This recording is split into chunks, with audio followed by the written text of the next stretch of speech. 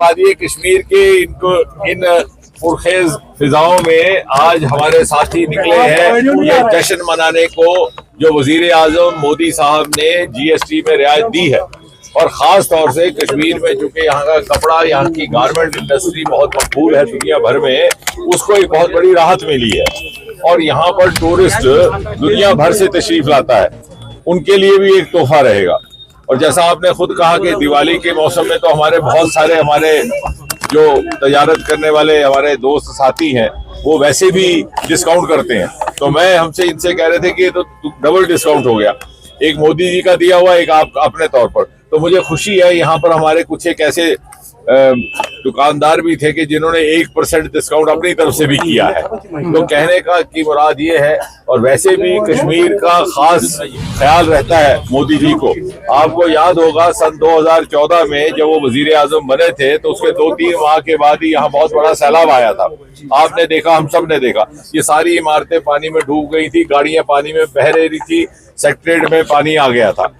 उस वक्त मोदी जी की पहली दिवाली थी वजीर आजम बनने के बाद, और आमतौर मुआशरे में ये कल्चर है कि पहली दिवाली अपने घर में मनाई जाती है, लेकिन उन्होंने वहां ना बना करके यहाँ पर सैलाब ज़दा लोगों के बीच में मनाई थी। कहने का मतलब ये है कि इतना उनके दिल में इतना दर्द है, इतना उनको हमेशा कश्मीर के लोगों के लिए, जम्मू कश्मीर के वासियों के लिए हमेशा उनको इतनी तवज्जो रहती है और इतनी प्रायोरिटी रहती है।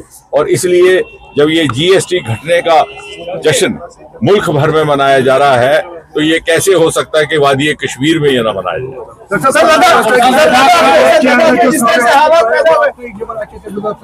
जाए। जाहिर है आम आदमी को तो बहुत बड़ी राहत मिलेगी, क्योंकि जो रोजमर्रा की जरूरत की चीजें हैं उन पर लगभग 0% हो गया।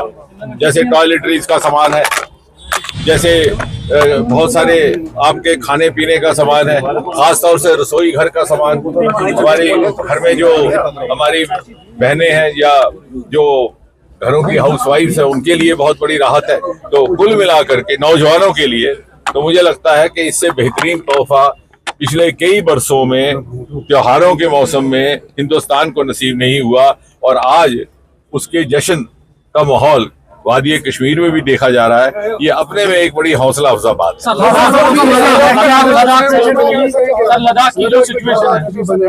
वो जो मुतलका सरकार है वहाँ पर उस पर निगरानी रखी हुई है, जो भी मुनासिब कार्रवाई होगी वो करेंगे।